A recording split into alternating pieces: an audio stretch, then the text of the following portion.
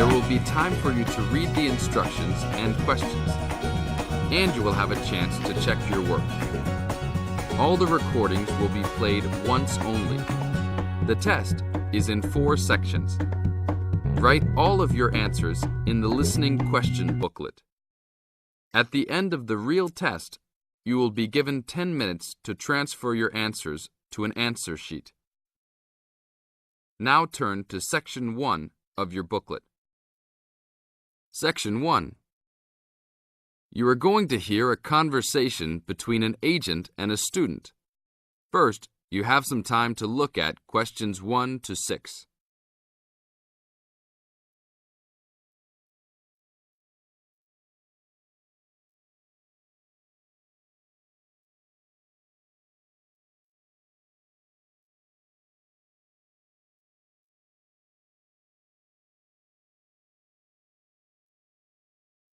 Now listen to the tape and answer the questions. Good afternoon. Good afternoon. Do you rent apartments here? Yes, among other things. Are you looking to rent an apartment? Maybe, but I think I might actually be more interested in renting a house. Do you rent those as well? Yes, we do. Will you be renting alone? No, I have 2 friends that will live with me, but I'll be the primary renter. My friends don't have a source of income, which is kind of disappointing, but I do. I'm an artist, and I've already sold a number of paintings. I just moved to town to try to get more of my work shown. Oh, so you would like to be near the uptown area? That's where most of the galleries are, right? Yes, and there's a large area of homes only a couple of blocks away. Great. I don't have a car, so I prefer being within biking distance of the galleries. That would certainly be possible. Well, let me see. There's a large 4-bedroom house right off Main Street. That sounds good. I'd love to have extra rooms for my paintings. How much is it per month? Around $950. Ouch, that's too much for now. Do you have anything a bit cheaper? I have a 3-bedroom that's for $650. That is definitely affordable, but I did want at least 1 extra room. Is there anything else with more rooms? Oh, here's another 5-bedroom that's vacant right now. It's further away, about a mile from the gallery area, but they're only asking $800. That's a deal for so much space. Well, a mile isn't so bad. It's only a 5-minute bike ride, and that price is okay. I'd like to see that one. Can you give me the address? Sure. It's on 1566 Honeysuckle, Honeysuckle Drive, Wood Heights.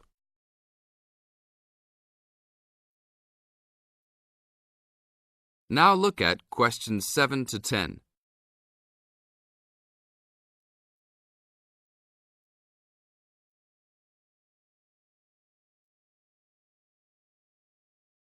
As the talk continues, answer questions 7 to 10.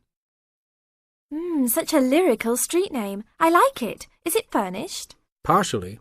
It has a couch and chairs, a dining table, refrigerator and stove, a wardrobe, a couple of dressers and such, but no beds. Does it have a washer and dryer? It doesn't say here. But why don't you go and take a look? Here's a key. Just bring it back today before 5. We'll do that. An hour or 2 later. Hi, you're back. How did you like it? A lot. But I know why it's listed so low. A couple of windows are broken and they definitely need to be fixed. I'm surprised no one has broken into the house and taken anything. That should be fixed right away. No problem. I'll get a work crew out there today. That should be fixed even if you don't rent it yourselves. Did they have a washer and dryer? No, but I can wash clothes by hand until I find good used ones. There was another thing, though. The tiles in the kitchen floor were broken and lying all over the place. You'd need to put in a new kitchen floor as well. OK, I'll talk about that with the landlord. If you can do those 2 things, then I'll take it as soon as you're ready. This is the end of Section 1. You now have half a minute to check your answers.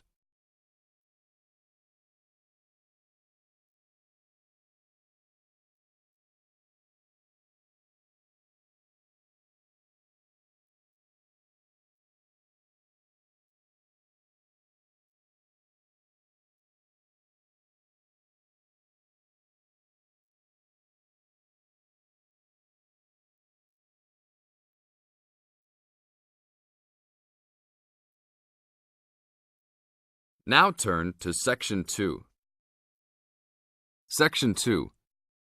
You are going to hear a talk given by Dr. Wallace. First, you have some time to look at questions 11 to 20.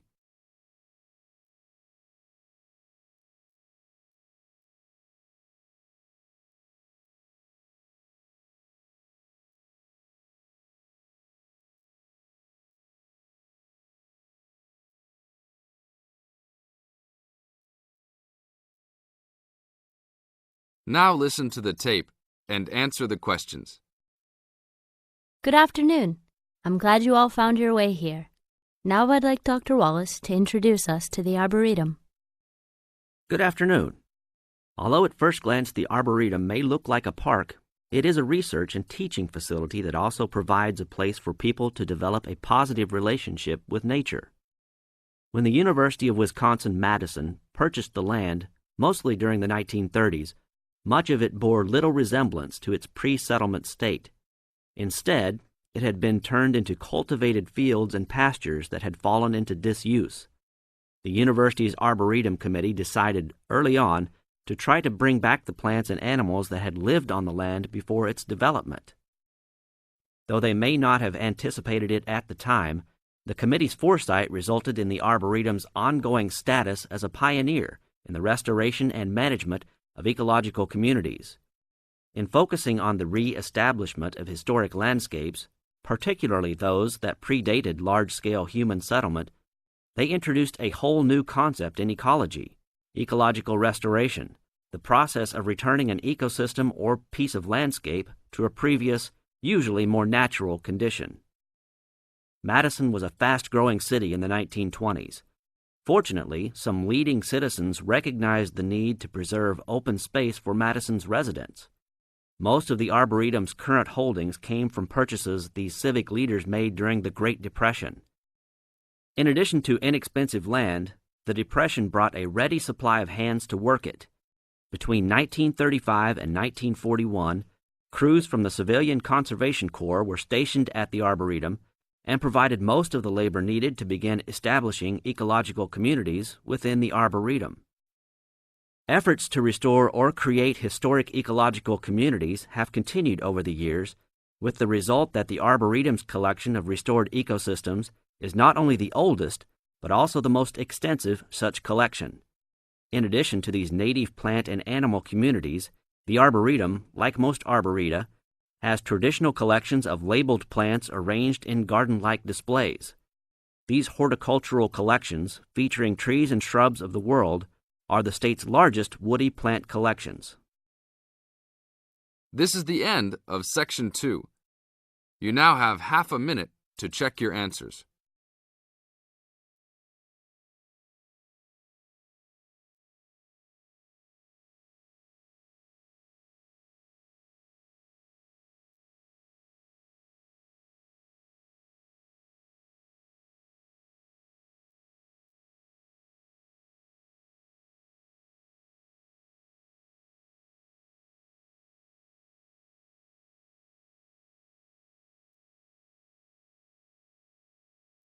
Now turn to Section 3. Section 3. You are going to hear a conversation on rivers. First, you have some time to look at questions 21 to 25.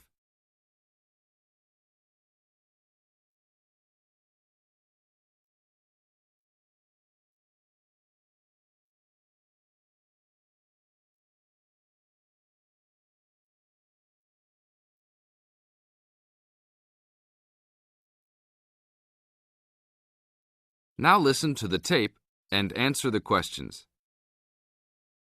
Please tell me about the current state of the Amazon. We have increased deforestation, increased human population relating to deforestation, and a role of fire in the Amazon on a scale that's never been seen in history. At the same time, you can see progress in trying to counter that negative trend. How do you see this? We see this in the creation of national parks and indigenous areas, and efforts to fund sustainable development activities for locals. We see both good and the bad, and it's going to be a race to finish. I understand that you started the Minimum Critical Size of Ecosystems project. Could you tell me about it? A number of years ago, it became apparent that those practicing conservationists didn't have the scientific information available to properly design a conservation area. They didn't know how big it had to be, right? People were learning that as forests fragment, the fragments begin to shed species after they become isolated, so they end up becoming poor examples of what they had been. This relates to the size of the fragment. Do people still study this? Yes, there is a rich subfield of conservation biology that looks at the efforts of fragmentation.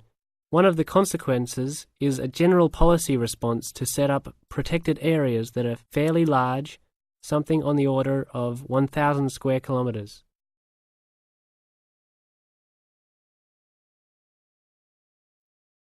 Now look at questions 26 to 30.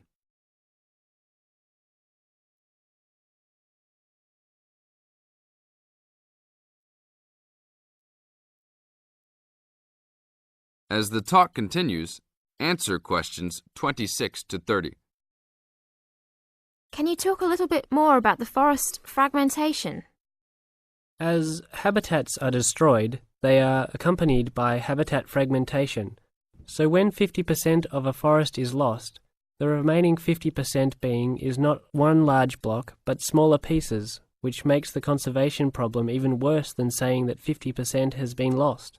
And this affects not just forest, but species diversity, correct?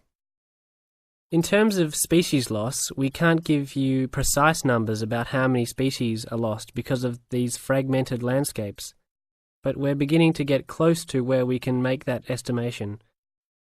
And so one of the policy responses to all of this, beyond just trying to create large protected areas, is to try and reconnect the fragments. You've been active in many projects studying the Amazon region over the years.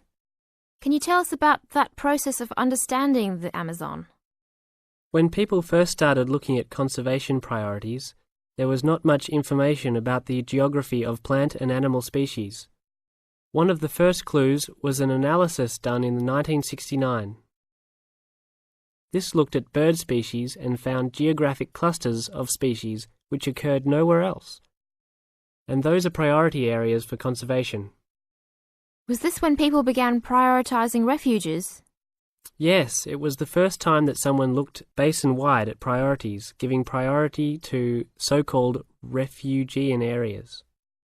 Was this when the new trend to use geographic information systems, or a GIS, started? That was in 1990 after we worked out a whole set of biological and conservational priorities and produced a big map using GIS. What are some of the things that GIS does? Well, there are several advantages of using a geographic information system.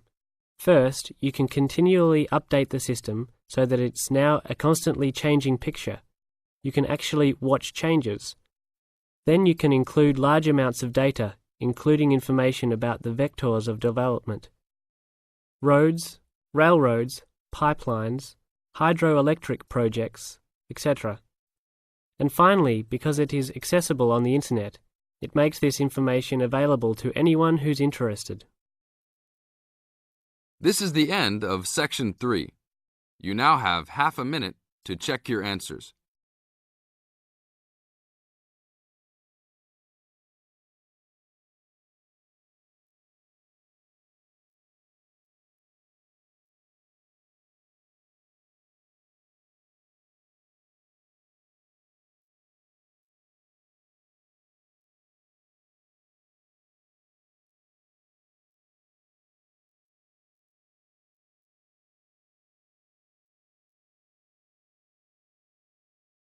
Now turn to Section 4. Section 4. In this section, you are going to hear a talk on wild rice. First, you have some time to look at questions 31 to 40.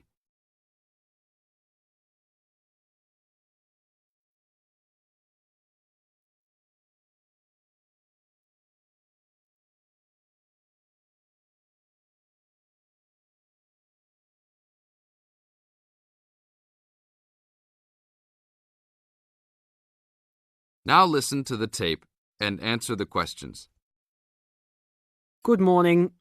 Today we'd like to talk about wild rice. Contrary to what many people believe, wild rice is not rice at all, but a grass. Much of it sold in the world today is not even wild, but rather cultivated varieties that do not occur naturally.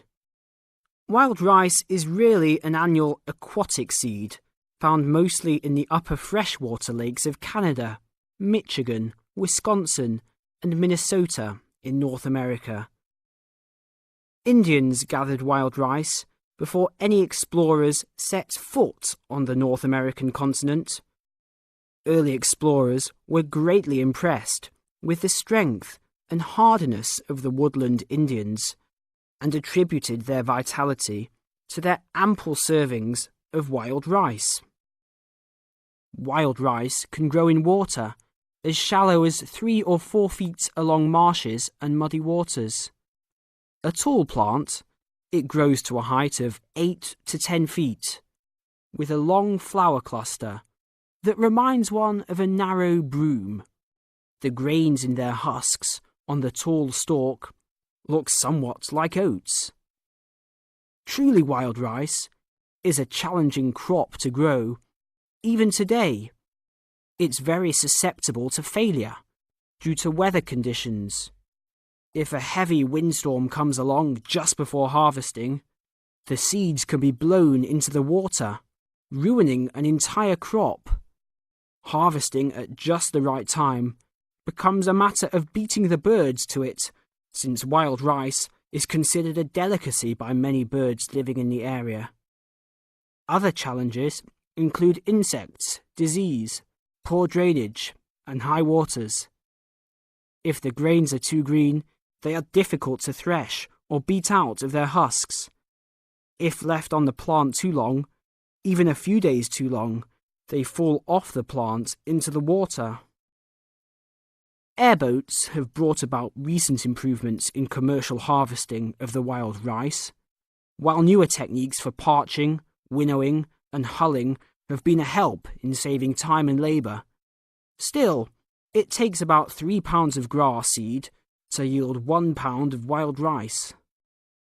Buyers should be aware of 2 types of wild rice, gathered and commercial. Foraged or hand-harvested wild rice is gradually being pushed out of the market by hybrid commercial varieties. Hand-harvested wild rice makes up less than 20% of the market today. Heirloom varieties of this foraged grain still exist. In fact, it is the only heirloom grain sold commercially. However, package labels can be deceiving. Though the label may read Indian harvested or organic, the product may be hybridized wild rice placed in freshwater lakes and gathered by Indians in airboats. Hand-harvested, organic, and from the Great Lakes region is the real thing, with superior flavour and aroma, but it may be difficult to find. Though wild rice is one of the most expensive grains, it goes a long way. Some say that 1 pound of the grain can feed 30 people. To compensate for its high cost, try combining wild rice, half and half, with brown rice. For a truly colourful presentation, try 1/3 of each: white rice, brown rice, and wild rice. This is the end of Section 4. You now have half a minute to check your answers.